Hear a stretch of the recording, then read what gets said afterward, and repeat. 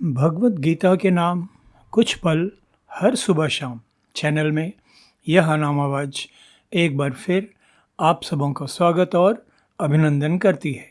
साथियों, आज आप सबों के बीच प्रस्तुत है भगवत गीता छठे अध्याय का 33वां तथा 34वां श्लोक।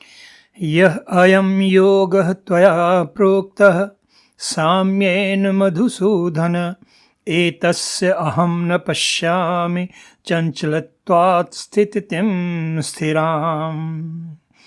चञ्चलं हि मनः कृष्ण प्रमथि बलवत् दृढं तस्य अहं निग्रहं मन्ये वायोः इव सुदुष्करम्। इन श्लोकों के सरल शाब्दिक अर्थ इस प्रकार हैं। हे मधुसूदन, समभाव में स्थित होकर योग की जो विधि आपने कही है, मन के चंचल होने के कारण मन का स्थिर होना मुझे अव्यावहारिक तथा दुष्प्राप्य नजर आता है, क्योंकि हे श्री कृष्ण, यह मन बड़ा चंचल प्रमथन स्वभाव वाला, बड़ा दृढ़ और बड़ा बलवान है। इसलिए उसको वश में करना मैं वायु को रोकने के ही समान अत्यंत दुष्कर मानता हूँ। साथियों, इन दो श्लोकों में मन के संबंध में अर्जुन द्वारा योगेश्वर श्री कृष्ण से की गई यह शंकापूर्ण जिज्ञासा तथा इस संबंध में श्री कृष्ण द्वारा अगले श्लोक में इस शंकापूर्ण जिज्ञासा के समाधान के रूप में दिया गया उत्तर हम साधारण जगजीवों के लिए भी बहुत महत्वपूर्ण और बहुत ही प्रासंगिक है। योग साधना की दृष्टि से हमारे चार अंतःकरणों मन, बुद्धि, चित्त तथा अहंकार में से मन सबसे अधिक महत्वपूर्ण है, क्योंकि मन की चंचलता समत्व की स्थिति प्राप्त करने में बड़ी बाधक सिद्ध होती है। मन की शक्ति प्रबल है और इसका कारण है मन का उद्गम स्थान, जिसके संबंध में मेरे परम आराध्य विहंगम योग प्रणेता ब्रह्मज्ञानी सद्गुरु सदाफल देव जी महाराज ने अपने अतुलनीय आध्यात्मिक सद्ग्रंथ स्वरवेद में लिखा, परमाक्षर से अक्षर, अक्षर से क्षर होय, अक्षर से मन उपजे, मन में सृष्टि समोय।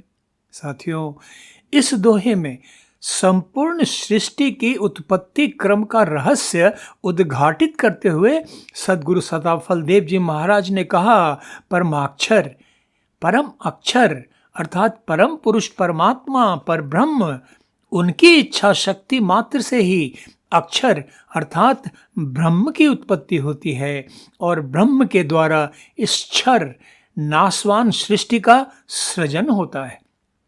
सद्गुरुदेव ने हमें समझाते हुए बतलाया कि मन की उत्पत्ति भी सृष्टि के सृजनहार इसी अक्षर ब्रह्म के द्वारा ही होती है और मन में ही पूरी सृष्टि समाई रहती है। इस रहस्य को और स्पष्ट करते हुए सद्गुरु सदाफल देव जी महाराज ने और कहा, अक्षर मन का योनि है, अक्षर से मन होय, पंचभूत से मन नहीं, यह तत्व समझे कोय। पंचभूत गोस्वामी तुलसीदास रचित रामचरितमानस के एक प्रसंग में किष्किंधा के वानर राजा बाली की मृत्यु के बाद उसकी पत्नी तारा को समझाते हुए श्री राम ने कहा, क्षितिजल पावक गगन समीरा, पंच तत्व रचि अधम शरीरा। अर्थात इस अधम मानव शरीर की रचना पंचभूतों, क्षिति यानी पृथ्वी, जल, पावक यानी अग्नि, गगन यानी आकाश और समीरा यानी पवन से होती है। तो सद्गुरु सदाफल देव जी महाराज ने उपरोक्त दोहे में हमें समझाया कि मनुष्य का मन इन पंचभूतों में शामिल नहीं है और इस गहन तत्व को बहुत कम ही लोग समझते हैं, जानते हैं। मन की उत्पत्ति तो अक्षर ब्रह्म से होती है और यही कारण है कि मन प्रबल शक्तिशाली होता है और इसका संयम अति कठिन होता है। मानव शरीर में मन के स्थान के संबंध में समझाते हुए सद्गुरुदेव ने स्वरवेद में कहा, आत्मयोग मन से रहे, मन इंद्रिन कर साथ, इंद्रियोग जब अर्थ से, विषय ज्ञान जीवनाथ। अर्थात मनुष्य की आत्मा का संबंध मन से, मन का इंद्रियों से और इंद्रियों का संबंध जब उनके अपने अपने विषयों से होता है, तब आत्मा को बाह्य जगत का ज्ञान होता है।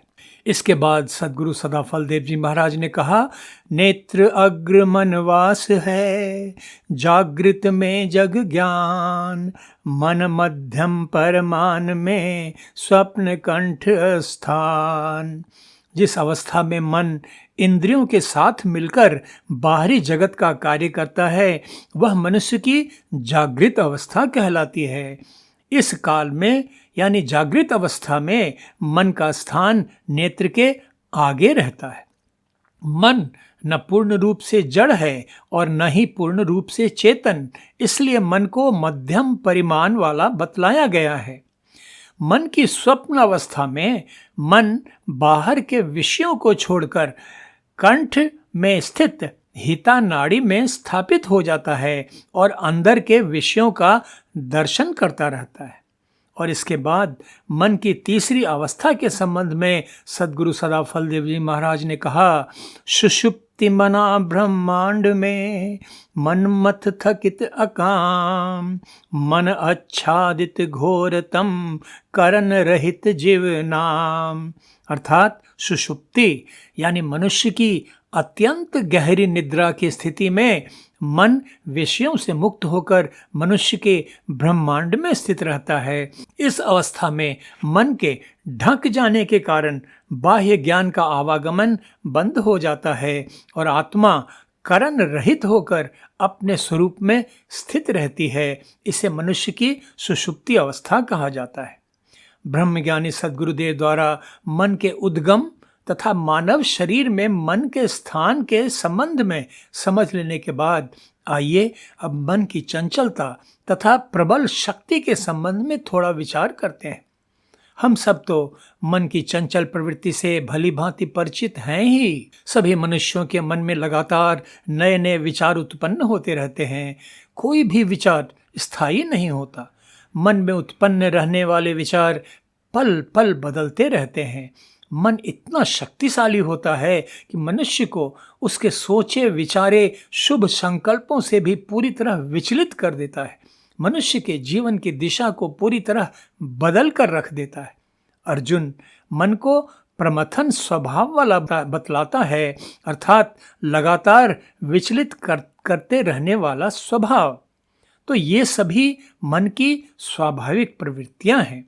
साथियों, विचार कीजिए, अर्जुन को योग साधना का प्रारंभिक ज्ञान देते हुए योगेश्वर श्री कृष्ण ने कहा था, यतः यतः निश्चरति मनः चंचलम अस्थिरम, ततः ततः नियम्य एतत् आत्मन्येव वशम नयेत्। अर्थात यह चंचल और स्थिर न रहने वाला मन जिस जिस विषय के आकर्षण से युक्त होकर संसार में विचरता रहता है, उस विषय से उसे रोककर यानी हटाकर इसे बार बार परमात्मा में ही निरुद्ध करे यानी रोककर रखे।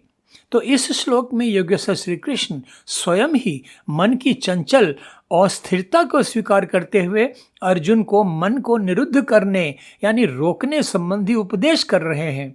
और इसलिए अर्जुन की यह शंकापूर्ण जिज्ञासा तो पूरी तरह तर्कपूर्ण और प्रासंगिक है। हम जगजीवों के लिए भी अर्जुन की यह जिज्ञासा महत्वपूर्ण है, क्योंकि हम जगजीव भी तो मन की चंचलता, मन की अस्थिरता से उतने ही व्यथित, उतने ही चिंतित हैं जितना अर्जुन है। इस प्रकार मानव मन की चंचलता से संबंधित भगवद गीता के ये 2 श्लोक हम सब के लिए बहुत महत्वपूर्ण हैं, क्योंकि योगेश्वर श्री कृष्ण द्वारा दिए गए इनके उत्तर में पराक्रमी अर्जुन के साथ साथ हम साधारण जगजीवों का भी कल्याण छुपा है। भगवद गीता 6 अध्याय के अगले श्लोक के अर्थ तथा व्याख्या के साथ शीघ्र ही फिर आप सबों के बीच उपस्थित होऊंगा। आप सबों की सुख शांति समृद्धि के लिए प्रार्थना के साथ साथ बारंबार धन्यवाद। नमस्कार।